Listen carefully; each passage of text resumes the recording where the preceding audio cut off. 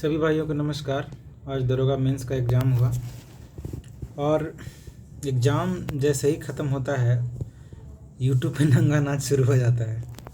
मैं आप लोग सबको बता दूं कि जितने भी आज तक दरोगा के एग्ज़ाम हुए हैं सारे एग्ज़ाम का टफनेस जो है इसमें दिखा है। इससे पहले ईडीओ का एग्ज़ाम हुआ, वो भी काफ़ी टफ रहा। 71st का जो बीपीएससी दिए होंगे उनको भी पता होगा। तो ये जो नंगा नाच कट ऑफ का जो चल रहा है, ये वही लोग बनाते हैं कट ऑफ जो एग्ज़ाम देते नहीं हैं। भाई लोग, आपको पता है कि जब आप एग्ज़ाम में बैठेंगे तो उसका प्रेशर क्या होता है। अभी जो यूट्यूब पे जो सोल्यूशन कुछ लोग भी करवा रहे हैं, वो उनको ये भी नहीं पता है कि ऑप्शन क्या था, और फिर भी वो सोल्यूशन करवा रहे हैं और उसका आंसर दे रहे हैं। सिर्फ धन विधेयक लोकसभा में पेश किया जाता है, वाह, सिर्फ ऐसा ही थोड़ी था, उसमें स्टेटमेंट था। तो ये कहना बहुत इस बार का मुश्किल है। ये आपको फिजिकल में दिखेगा भी, क्योंकि कट ऑफ तो कोई डिसाइड कर नहीं सकता।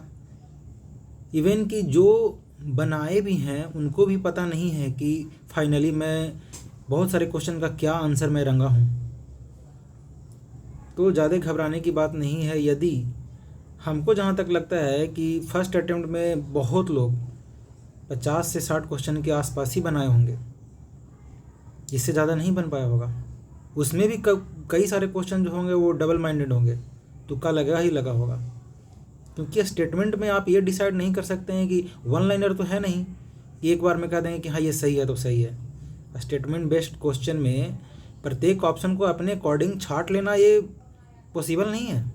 हम क्या मान रहे हैं, बोर्ड क्या मानेगी, और बोर्ड की तो एक आप जानते ही हैं, वो ना तो क्वेश्चन पेपर देती है, नो एमआर सीट देती है। आप क्या मारे हैं, क्वेश्चन क्या वो सही कर रहा है, किसी को कुछ पता चलेगा भी नहीं, इस पर कोई सवाल उठाएगा भी नहीं, क्योंकि सबको तो बैच बेचना है। तो भाई लोग, कट ऑफ ये नंगा नाच आप लोग मत देखें, ये फालतू का डिप्रेशन का शिकार लोग बना देगा। कुछ सर लोग, जो मैं नाम नहीं लेना चाहूँगा, बहुत बड़े बड़े टीचर कहलाते हैं अपने आप में, वो कट ऑफ डिसाइड कर चुके हैं 75, 70, इवन कि कुछ लोग तो 80 भी बोल रहे हैं कि कट ऑफ तो जाएगा। अरे भाई, क्वेश्चन का लेवल तो देख लो। अभी भी यदि वो क्वेश्चन आपको दे दे तो 80 नंबर लाने में पसीना छूट जाएगा। लेकिन क्या ही कहा जाए, ये हमारा बिहार है, बिहार में सब कुछ पॉसिबल है। सबसे अच्छा ये बात लगा कि हर एग्ज़ाम में जो एक दूसरे से डिस्कशन कर करके जो बना लेते थे, और ये जो धांधली की जो बात आती थी, वो इस बार नहीं हुआ। ये बिल्कुल फेयर तरीके से एग्ज़ाम हुआ है। और आस पड़ोस में जो भी बालिकाएं और बालकें पूछ करके लोग जो बनाते थे, वो इस बार बहुत कम देखने को मिला। इसके पीछे रीज़न था कि वो जो विद्यार्थी दे रहा है एग्ज़ाम, वो खुद भी सेटिस्फाइड नहीं है कि मैं ये सही कर रहा हूँ या गलत कर रहा हूँ, तो वो आखिर आंसर क्या ही बताएगा। और जो मैथ के भी सवाल थे वो भी स्टेटमेंट में थे। तो 2, 4, 10, 20 क्वेश्चन वन लाइनर पूछ देने से ये नहीं हो जाता कि बिल्कुल हलवा एग्ज़ाम था। वो डिसाइड करता है कि मोस्टली जो क्वेश्चन था वो स्टेटमेंट बेस्ड था। तो 10-20 नंबर जो पूछ रहा है वन लाइनर टाइप का, तो वो तो रिजल्ट डिसाइड करेगा नहीं। जो डिसाइड करेगा वो स्टेटमेंट बेस्ड वाला क्वेश्चन करेगा, और वो आपको ही पता नहीं है कि हम मारे हैं तो क्या सही मारे हैं। और जो यूट्यूब पे अभी जो वायरल हो रहा है सब स्टेटमेंट का क्वेश्चन वन लाइनर के फॉर्मेट में, वो सही है भी नहीं, ये आप अच्छी तरह से जानते हैं। और हर स्टेटमेंट को आंसर खुद के अनुसार मान लेना बिल्कुल कह नहीं सकते।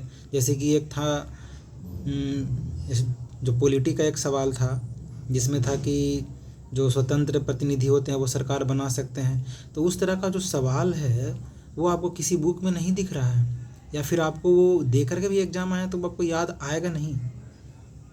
तो इसलिए आश्वस्त रहिए, जो भी एग्ज़ाम देना था आपने दे दिया, अब आगे की तैयारी में लग जाइए।